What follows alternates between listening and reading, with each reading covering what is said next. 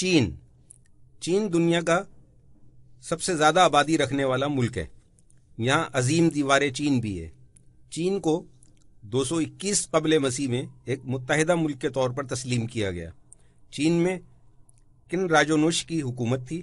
اس کے بعد یہاں بہت سے شاہی خاندانوں کو عروج حاصل ہوا اور پھر وہ زوال پذیر ہو گئے. بالآخر 1945 میں پیپلز ریپبلک آف چائنا کے نام سے ایک جدید ملک دنیا کے نقشے پر وجود میں آ گیا اور اس نے جلد ہی اپنے آپ کو دنیا کی تسلیم شدہ بڑی طاقت کے طور پر منوا لیا. اولمپک کھیلوں میں چین کے کھلاڑیوں نے اپنا لوہا منوایا اور بڑے بڑے اعزازات حاصل کیے. یہی نہیں، مزیدار کھانوں کے ذریعے بھی چین نے اپنے آپ کو منوایا. دنیا بھر میں قائم چائنیز ریسٹورینٹ اس کا مجسم ثبوت ہیں. چین نے خلاؤں کا سینہ بھی چیرا اور اپنے کامیاب مشن خلا میں بھیجے. حقائق، اعداد و شمار اور خصوصیات. پڑوسی ممالک: روس، Japan, India, Mongolia, Pakistan, Afghanistan, Bhutan, Kyrgyzstan, Kazakhstan, Myanmar, Laos, Nepal, north Korea, Tajikistan, Vietnam. رقبہ 37,47,879 مربع میل. آبادی 1.351 بلین. آبادی فی مربع میل 365 افراد. دارالحکومت بیجنگ. آبادی 11.51 ملین. گورنمنٹ کا سربراہ ایکس جن پنگ. کرنسی یوان. مرکزی درآمدات الیکٹریکل اور الیکٹرانکس کا سامان، پیٹرولیم، مشینری، دھاتیں، کیمیکل، پلاسٹک مٹیریل، کاپر، جہاز وغیرہ. مرکزی برآمدات الیکٹریکل اور الیکٹرانکس کا سامان، مشینری، کپڑے، فرنیچر، میڈیکل کا سامان، پلاسٹک، گاڑیاں، اسٹیل، جوتے، زیورات وغیرہ. درآمدی ممالک: کوریا 9.4%، جاپان 8.3%، تائپے 8%، امریکہ 7.9%، آسٹریلیا 5.11%، جرمنی 4.8%، ملائیشیا 3.1%.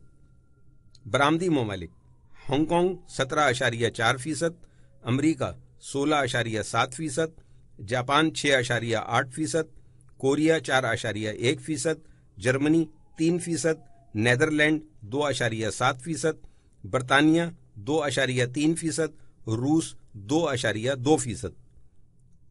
وقت: GMT +5.5، GMT +6، GMT +7، GMT +8، GMT +8.5. Website http://english.gov.cn. معاشی طائرانہ جائزہ. 2009 کے آخر میں چین نے دنیا کی دوسری بڑی معیشت رکھنے والے ملک جاپان کو پیچھے چھوڑ دیا اور 2012 میں چین کا GDP 8.227 ٹریلین $US کی بلند ترین سطح پر کھڑا ہو گیا. پہلے ایسی صورتحال نہیں رہی تھی. بہت لمبے عرصے سے چین کی معیشت باقی دنیا سے بالکل الگ تھلگ اور خراب سمجھی جاتی تھی، لیکن حکومت کی تبدیلی کی وجہ سے اس کی معیشت میں بھی تبدیلیاں آئیں. چین نے باقی دنیا کے لیے اپنے دروازے کھول دیے. چین نے 1990 کی دہائی میں اپنی ترقی کا ایک ریکارڈ بنایا اور سن 2000 کی دہائی میں بھی یہ سفر جاری رہا. بطور قوم ان کا GDP اتنا زیادہ نہیں تھا، لیکن اس کے باوجود چین دنیا کی مارکیٹ میں ایک ابھرنے والی معاشی طاقت بن گیا. چین کی حکومت نے زراعت کی سہولیات کسانوں کو فراہم کی اور ہر شعبے میں صنعتوں کو فروغ دیا. چین کے عوام نے بھی بہت محنت کی، جس کے نتیجے میں ان دونوں شعبوں سے چین کو بجٹ کا 60% حاصل ہونے لگا. برآمدات نے بھی اس ترقی میں بہت بڑا کردار ادا کیا. چین کی کرنسی یوان، جس کی پہلے کوئی خاص قدر نہیں تھی، اب اس قابل ہو گئی ہے کہ بین الاقوامی مارکیٹ میں اپنے لیے پرکشش جگہ بنا سکے، اور اس کی بڑی وجہ چین کی مصنوعات کا مشہور ہونا اور ان کی طلب میں اضافہ ہونا ہے. پچھلے چند سالوں سے یہ محسوس کیا جا رہا ہے کہ چین کی معیشت حد سے زیادہ تیز رفتاری سے ترقی کے چکر میں خوف کا شکار ہو گئی ہے. اس معاملے کو سمجھنے کے لیے چین کی حکومت نے بہت ساری مانیٹری اور مالیاتی پالیسیوں کا اعلان کیا تاکہ لین دین کے عمل کو مزید آسان کیا جائے اور ترقی کی رفتار کو بحال رکھا جائے۔ مانیٹری اور مالیاتی policy. The people bank of China PBOC جو کہ بیجنگ میں ہے، یہ بینک چین کی مانیٹری پالیسیوں کو ترتیب دیتا ہے۔ سود کی شرح کو کنٹرول کرنے اور اثاثہ جات کی ضروریات کو پورا کرنے کے علاوہ یہ بینک بہت سارے مالیاتی اداروں کو بھی اپنی حدود میں لا رہا ہے۔ PBOC نے اس وقت سب سے زیادہ مالیاتی اثاثوں کو اپنے قابو میں رکھا ہوا ہے، یعنی تمام بڑے مالیاتی ادارے جو اس وقت چین میں موجود ہیں وہ سب کو کنٹرول کر رہا ہے۔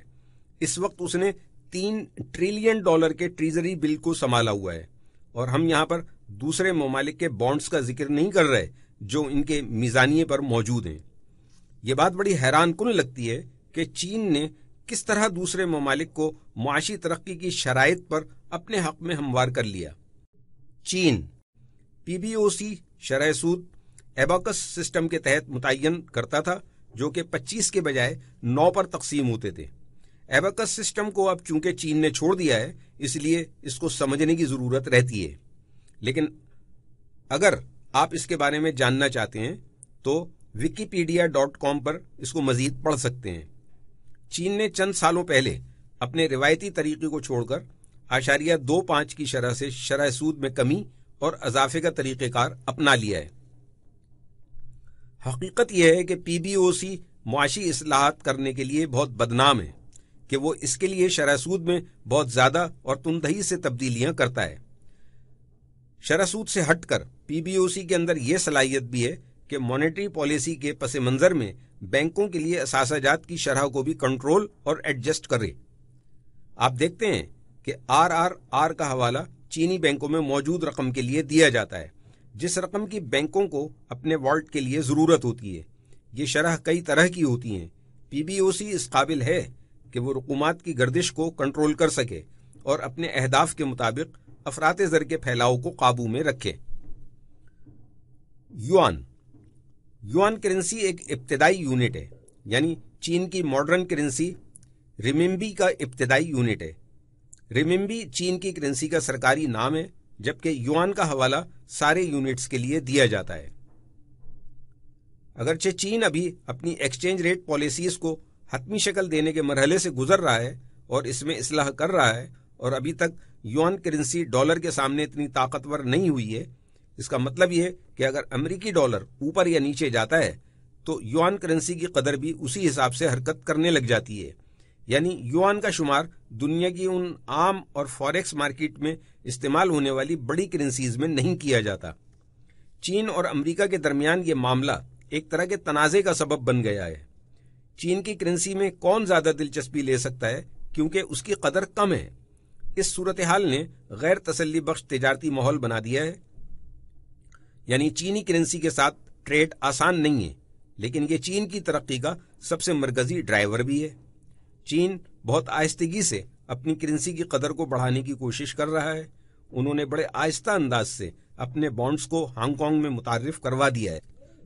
دنیا کی مارکیٹیں بڑے بڑے مالیاتی کھلاڑیوں سے بھری ہوئی ہیں۔ وہ اپنے سرمایہ کو پہلے یوان میں اور پھر یوان بانڈز میں سرمایہ کاری کرنے کے لیے تیار رہتی ہیں۔ GDP کے اہم معاشی اشاریے۔ اس کے ذریعے چین کی معاشی صورتحال کا اندازہ لگایا جاتا ہے۔ یہ عام طور پر سہ ماہی بنیاد پر آتی ہے اور پچھلے سال کی سہ ماہی کے ساتھ اس کا موازنہ کیا جاتا ہے۔ Consumer price index CPI۔ PBOC چین کی CPI پر بڑی گہری نظر رکھتا ہے کیونکہ یہ بتاتی ہے کہ مخصوص ادوار میں قیمتوں کی سطح میں کس قدر تبدیلیاں رونما ہوئی ہیں۔ اگر سالانہ CPI رپورٹ چینی حکومت کے ہدف سے بڑھ جاتی ہے یا کم ہو جاتی ہے تو PBOC اپنی مانیٹری پالیسی کو اگلے ریٹ سیشن کے لیے بہتر انداز میں استعمال کرنے کی منصوبہ بندی کر لیتا ہے۔ تجارتی میزانیہ۔ چین کی معیشت کا ایک بڑا حصہ بین الاقوامی تجارت پر مشتمل ہے، جس کا مطلب یہ کہ تجارتی میزانیوں کو عام طور پر ملکی ترقی کے لیے سب سے بڑے اشاریے کی حیثیت سے جانا جاتا ہے۔ شرح سود۔ جیسا کہ ہم نے پہلے ذکر کیا کہ PBOC اس لحاظ سے بدنام ہے کہ وہ مانیٹری پالیسی کے اندر جارحانہ تبدیلیاں لے کر آتا ہے جب بھی وہ محسوس کرتے ہیں کہ چین کی معیشت کنٹرول سے نکل رہی ہے یا اس کو مزید جوش کی ضرورت ہے۔ یوان کی تجارت۔ اگرچہ یوان عام طور پر تجارت کے لیے استعمال نہیں ہوتا، لیکن اس کا یہ مطلب نہیں ہے کہ آپ چینی معاشی ریلیزز کے بعد اپنے لیے کوئی پپ حاصل نہیں کر سکتے۔ چین کی معیشت کے بہت بڑا ہونے کی وجہ سے اس کے معاشی معاملات کا بڑا گہرا اثر ان تمام ممالک پر پڑتا ہے جو اس سے کسی نہ کسی طرح وابستہ ہیں۔ ان میں سے ایک آسٹریلیا ہے۔ چین آسٹریلیا کا سب سے بڑا شریک ہے۔ چین ہر سال $150 بلین کی ایکسچینج آسٹریلیا کے ساتھ کرتا ہے، اور اس کے پیچھے اس کی مصنوعات کا کمال چھپا ہوا ہے۔ چین کے معاشی اعداد و شمار آسٹریلین ڈالر پر بھی اثر ڈالتے ہیں، جو کہ بڑے کرنسی پیئرز میں سے ایک ہے۔ چین کی طرف سے مضبوط معاشی ڈیٹا سامنے آنے کا مطلب یہ ہوتا ہے کہ آسٹریلوی تجارتی اشیاء کے لیے چین کی طلب میں اضافہ ہو سکتا ہے، جبکہ کمزور ڈیٹا اس کے الٹ تصویر پیش کرتا ہے۔ چین کی معیشت دنیا کی سب سے بڑی معیشت ہے۔ اس کے معاشی اعداد و شمار کا مارکیٹ کے مجموعی رجحان پر اثر پڑتا ہے۔ اگر چین کی معیشت سست روی کا شکار ہو جائے تو ٹریڈز بھی محدود ہونے لگتی ہیں۔ یہ رجحان زیادہ سود دینے والی کرنسیز جیسا کہ آسٹریلیا وغیرہ میں نظر آتا ہے۔ دوسری طرف اگر چین کی معیشت ترقی کر رہی ہے تو یہ اس بات کی نشاندہی ہے کہ اس کے تجارتی شراکت دار بھی مثبت رجحان میں ہیں۔ مجموعی طور پر اس وجہ سے دنیا بھر کی معیشت ترقی کرتی ہے۔ تجارتی تدابیر۔ آسٹریلین ڈالر میں ٹریڈ کرتے ہوئے آپ کو اپنے کیلنڈر کو چینی معاشی ریلیزز کی تاریخوں کے حساب سے مرتب کر لینا چاہیے، اور PBOC کے بیانات کو بھی ذہن میں رکھنا چاہیے۔ اکثر توقع سے زیادہ چین کی معاشی ترقی آسٹریلین ڈالر امریکی ڈالر یا آسٹریلین ڈالر جاپانی ین کی قدر میں اضافے کا باعث بن جاتی ہے، اور توقع سے کمزور صورتحال کا مطلب یہ ہوتا ہے کہ اب آسٹریلین ڈالر بکنا شروع ہو جائیں گے، جو کہ اس کی قدر میں کمی کا باعث ہوگا۔ PBOC کے ریٹ کے بارے میں فیصلے تھوڑے پیچیدہ ہوتے ہیں۔ یہ ہمیشہ مارکیٹ کی تازہ ترین صورتحال کے مطابق ہوتے ہیں، اس لیے آپ کے لیے یہی ضروری ہے کہ آپ اپنا ہوم ورک مکمل رکھیں اور اس کے بعد ہی ٹریڈ میں داخل ہوں۔